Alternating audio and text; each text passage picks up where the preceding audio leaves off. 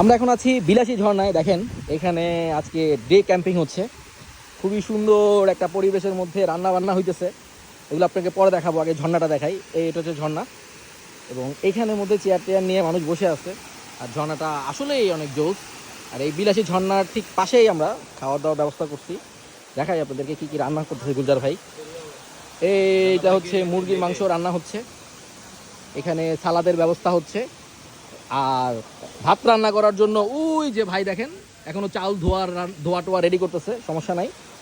এদিক দিয়ে এটার ভিতরে কি ভাই, এটার ভিতরে এই যে দেখেন, ওয়াও দেখেন এই যে ভর্তার ব্যবস্থা হইতেছে।